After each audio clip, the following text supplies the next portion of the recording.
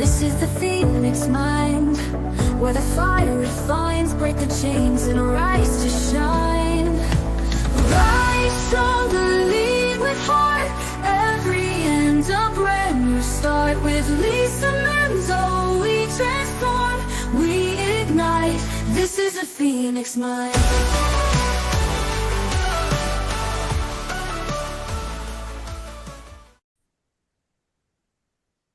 Hi, I'm Lisa Manzo, and welcome to another episode of the Phoenix Mind podcast. And today I have a special guest. Her name is Deidre Gestrin, and I'm going to read you her bio so I don't miss a thing. So Deidre, the founder of Abundant Wellness Essentials, is dedicated to seeing high-achieving professionals succeed in all aspects of life without burnout.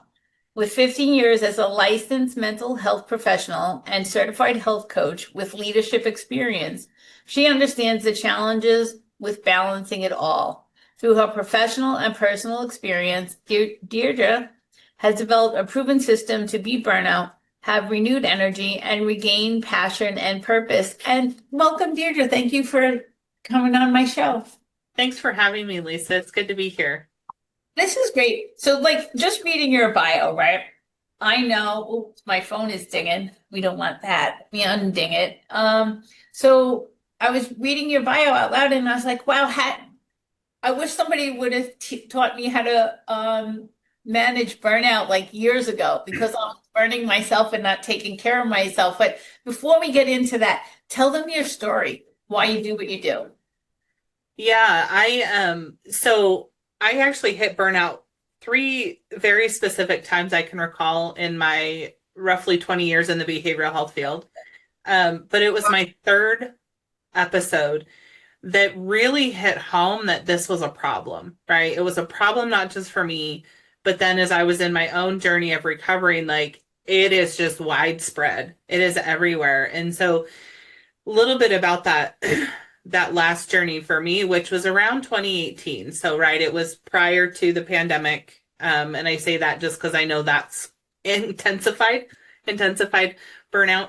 But for me,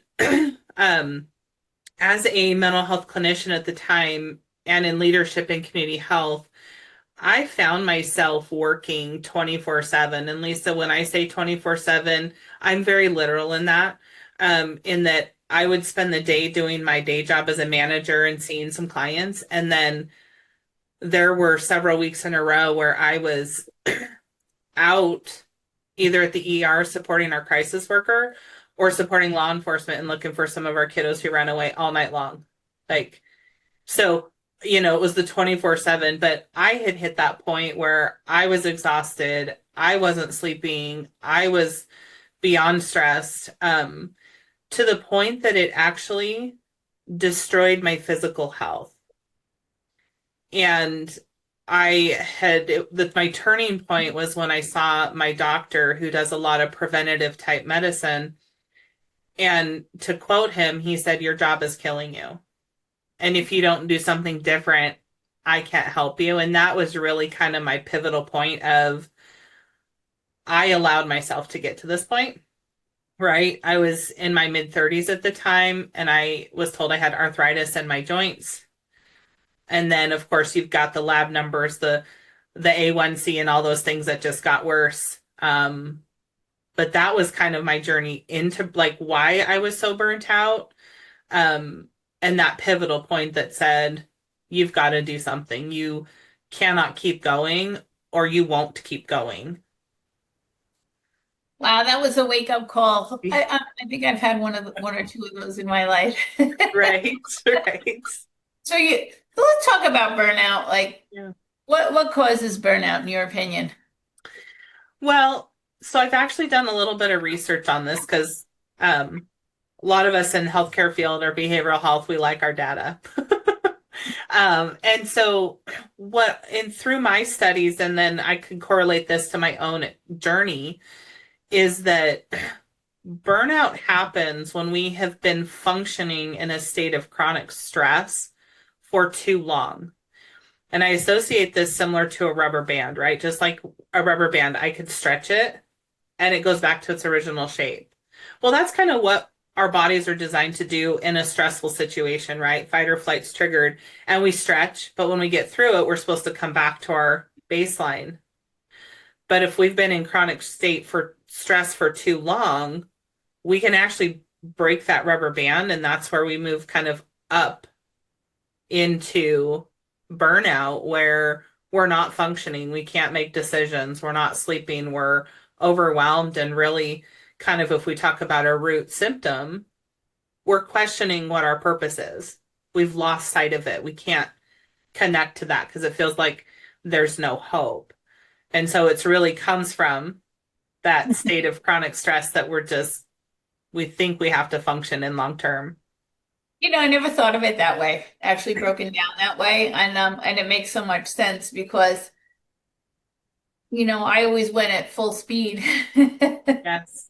and didn't take care of, I don't want to say didn't take care of myself, but I didn't, I don't want to say I didn't take care of myself because I didn't take care of myself. I didn't nurture myself. Mm-hmm. Like I didn't treat myself to time off and do things that refill my cup.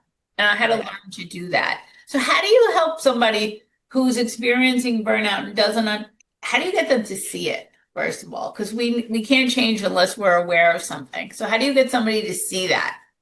Yeah, that's a great question. And some of the things I would maybe point to is sometimes it takes people around us to help see it, right? Like I knew something was not right. I knew I couldn't keep going, but to truly see that something needed to change took my doctor, and then it took a colleague after that. And so I think sometimes we need to listen to the people around us who say, hey, Lisa, something's going on. What do you need to change, right? Or what's going on? Or for me, when I look back, I go, we're creatures of habit. So let me say that for a minute. Meaning we like our routine, right? We like that consistency and predictability. And most of us do things in the morning or in the evening that keep us grounded, right? And so for some, that's the workout, wherever you decide to put it, or it's gratitude or devotional time.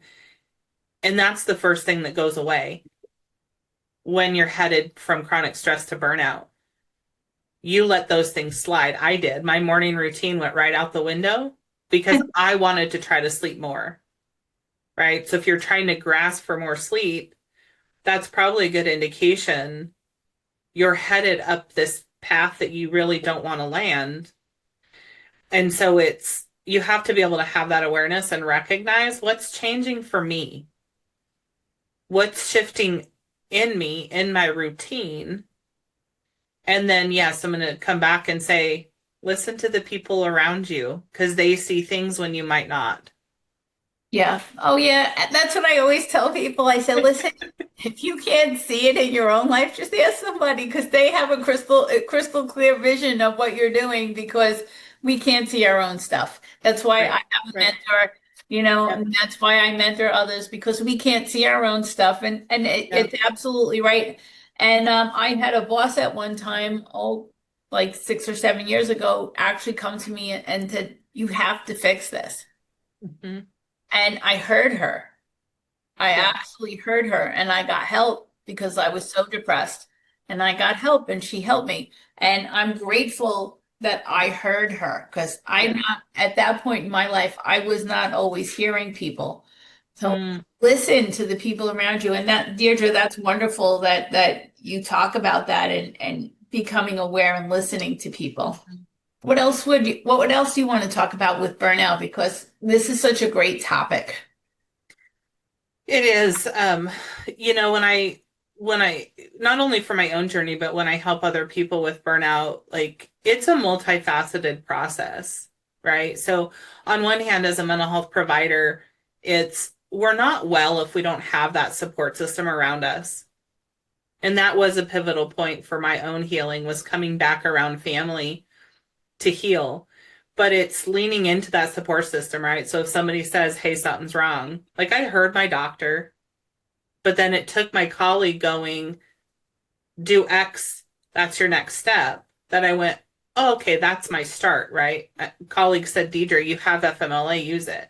I wouldn't have thought of that because I was so in my blinded zone of struggle. And so when we talk about that recovery, right, I think support is a good part of that.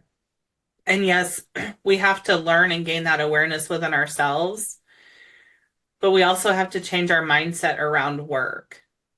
There are so many people today, and I fell into this, who we strive and strive to finish this long to-do list in one day because we know what's coming tomorrow, right? Which is like 10 other things.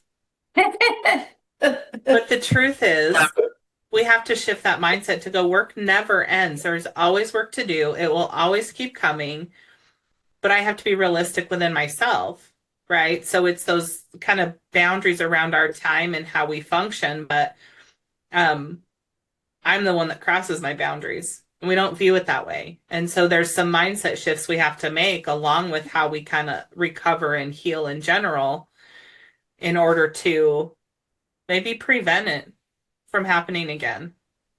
Oh, I love this. This is so great. I'm sure if I look, there's plenty of podcasts and stuff about burnout, but I really haven't done a lot of research on burnout. You think I would have because I've been burned out a couple of times in my life. And at this point, I'm really good at taking time for me.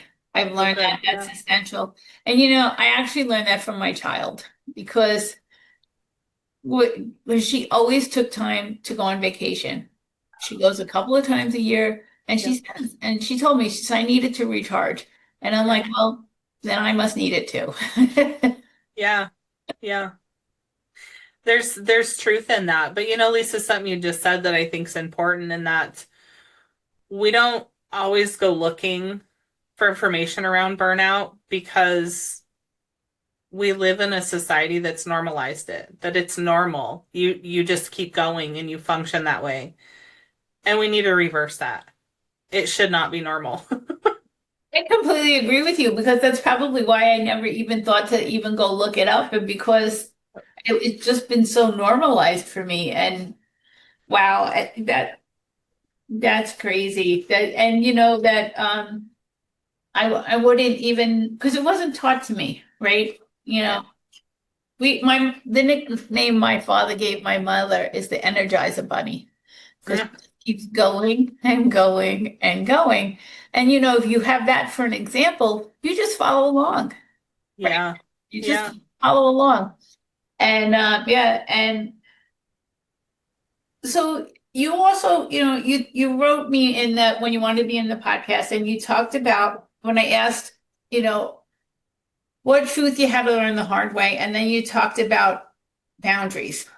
Right. And people breaking your boundaries and not protecting your time. So let's talk about how, because I feel like though boundaries are super important, which I had none.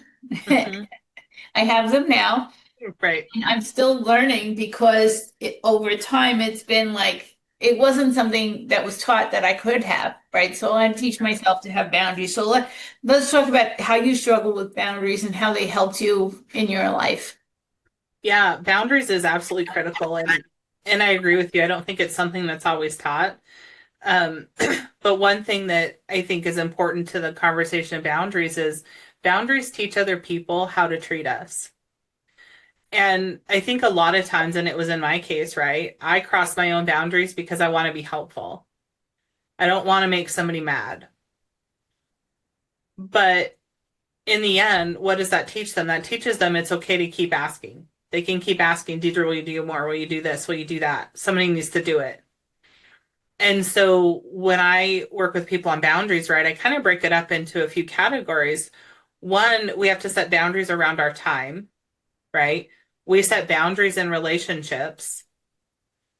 But I also think we have to set boundaries with ourselves, because the reality is I'm the one that crosses my boundary, not the person asking me.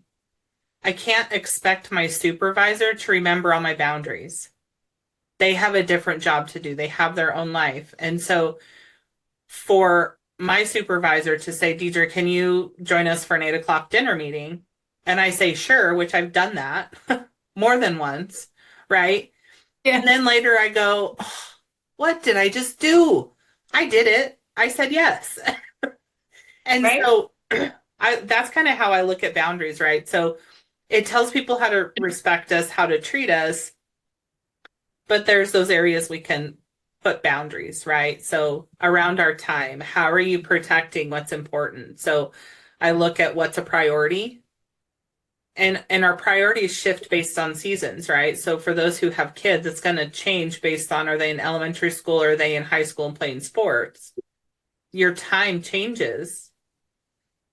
Right. So we I change it. so I remember it was always so hard for me to set boundaries. And here's a fun one. It's not really fun, but it's when so my when my daughter was in high school, she's only in high school for 4 years, right? She got Yep. 4 years in high school, that's it. And the school had a big thing on Thanksgiving. The one school would play the other school on Thanksgiving in football, and it was a big thing for the Uh, kids. It wasn't big uh-huh. for me, but she wanted to go. Right. Right? And I had this family tradition that I would go to the racetrack with my dad on Thanksgiving, right? Ah. And Uh-huh. I've been doing this since I was 14. And I started going to the track with him so I didn't have to help cook. Right. And it just evolved from there. And then when I got married, my husband loved it. So we continued it. And then my father said he was so angry I wasn't going with him to the racetrack this year. I'm like, no. I told him, I said, listen, my kid's only in high school for 4 years. She Yeah. never asks for anything. She can go, I'm sorry. I'm gonna let her do this because she only gets 4 years. How many Right. years? I've been going to the track at this point with you for 30 something years. I'm sorry, you're gonna have to. And he was angry. Yeah. Yeah. And I was so glad that I was able to set that boundary. You know, our kids help us with a lot of things that we need to know. I've learned so much from my own children, things I need to do because Uh-huh. I just watch them, and I was so proud of myself for setting that boundary. I just wish it would have crossed over to other areas. Right. Really, Right. Yeah. They're so important. they are. And you also say in here, you talk a little bit in your story about that you were, and can we talk about it? We were an amputee and how that affected you, because I think that's I don't have any personal friends. I have patients that are amputees. They don't really talk about it. And I was like, how did that impact your life and your boundaries and your burnout? Yeah. So I've been an amputee since I was one. So my whole life, right? I've not really known anything different. And when I think about how that correlates, like it connects because yes, I had a lot of challenges to overcome in different ways, right? But I'm also very determined and persevere through hard things that came out of that. And I think that might be where it kind of connects to burnout, right? Is that it's not what's gonna put me down long term, right? I'm gonna find a way through it and hopefully not go there again. Um, and so it's really just kind of, I think, a perception of how I look at things. But I think it also connects to some deeper problems, right? Because kids aren't nice. Uh-huh. Oh, And nice. yeah, they're not nice. And and so for me, like I think where if we come back to like the root causes of why I allowed myself to get burnt out, it comes back to some people pleasing behaviors, right? Wanting to be accepted. So I'd always say yes, therefore cross my boundaries Right, and because get burnt out. we're wired for a connection. We are, we are. And And no then matter how that connection comes. exactly, whether it's people pleasing because here you are a kid and you want to have friends. So what do I have to do? Because I have to do extra because I have a disability now. I mean, Yeah. there are other kids out there that are open and welcoming because their parents are like that, but there's Mhm. not as many of them as there are Yeah. bullies. Yes, yes. Yeah. Yeah. And how did Yeah. you get over your people pleasing? Huh?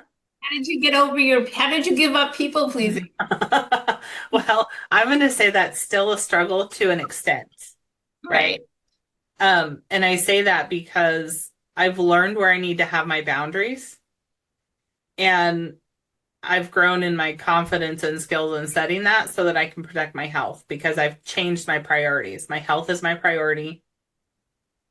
Helping my parents and my family is a priority. And everything else can wait. And so, yes, I still fall into people pleasing because I'm a helper. Helpers are in some ways people pleasers, right?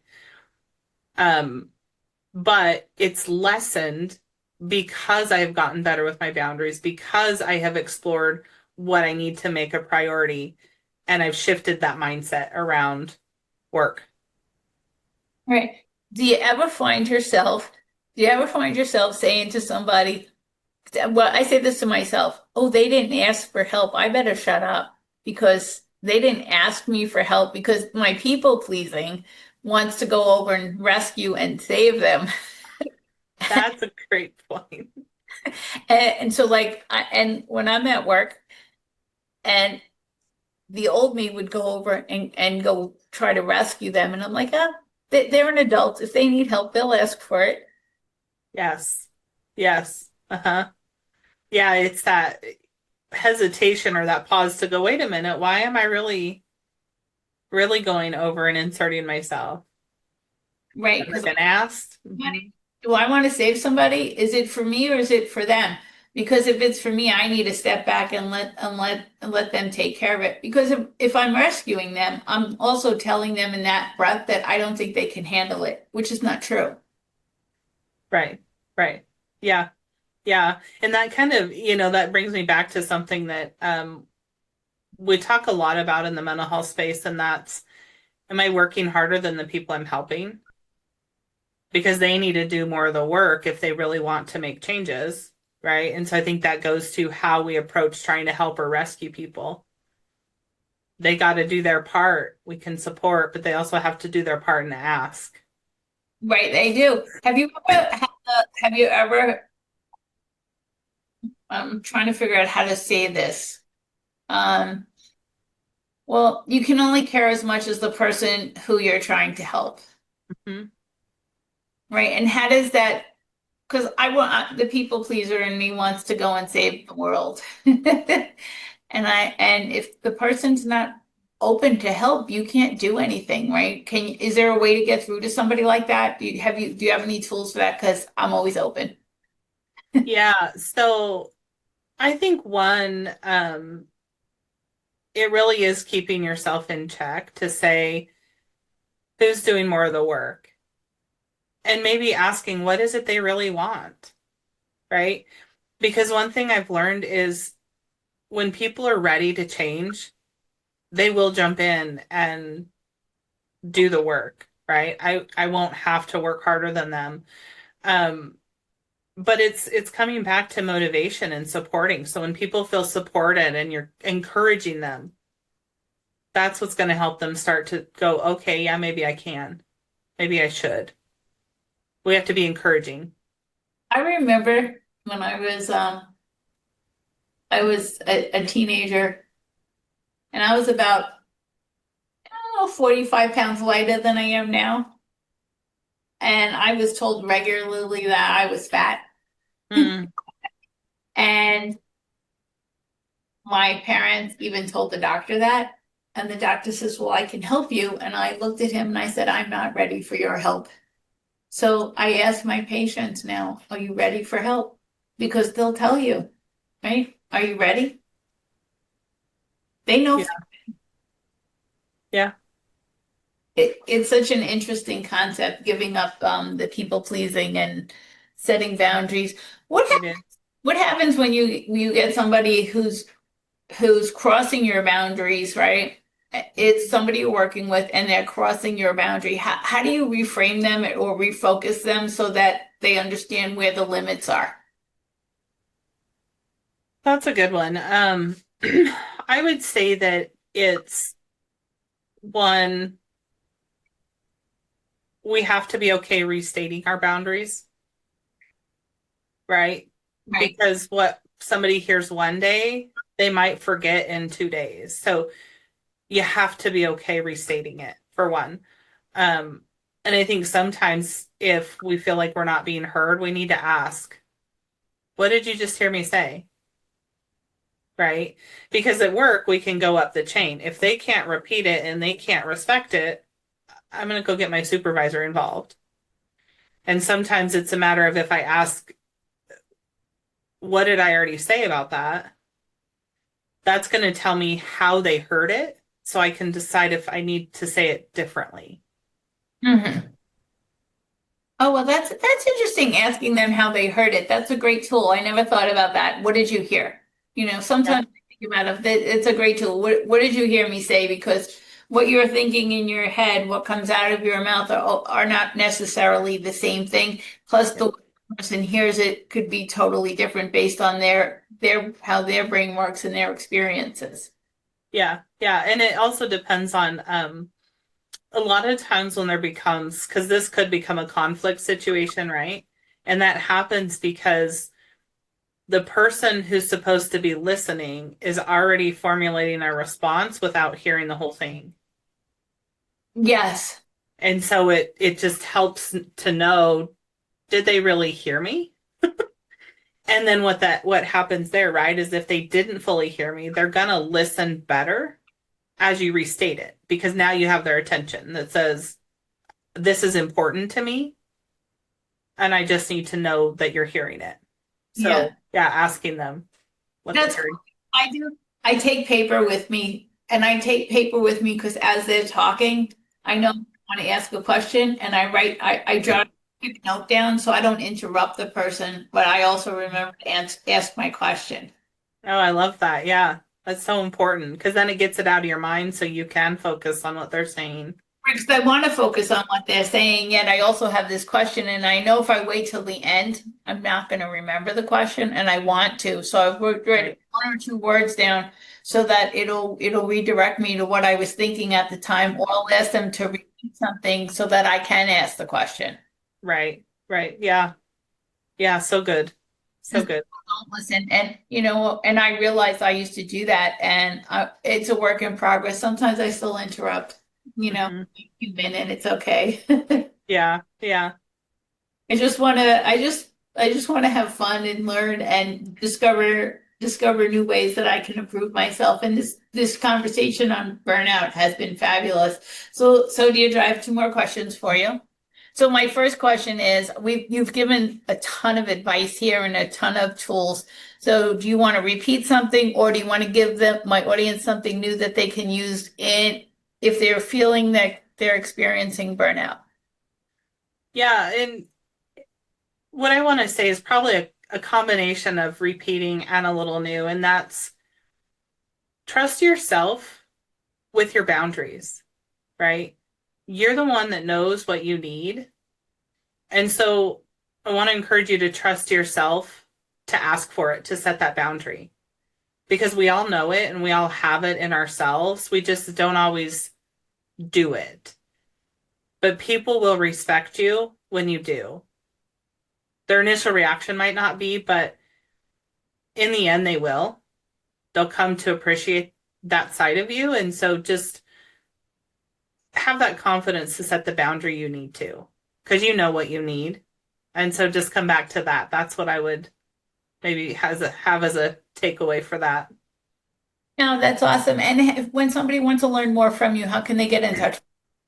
Yeah, you can find me on most social media, but you can go to my website, abundantwellnessessentials.com/consult. It's a free consult, and I'm happy to chat with you about anything that might be going on. Awesome. Well, thank you for being my guest. Yeah, thanks for having me. You're welcome. And I'm Lisa Manzo, and this has been another episode of the Phoenix Mind podcast, and I'll see you on the next one. This is the Phoenix Mind, where the fire refines. Together we rise, transform our lives. So subscribe.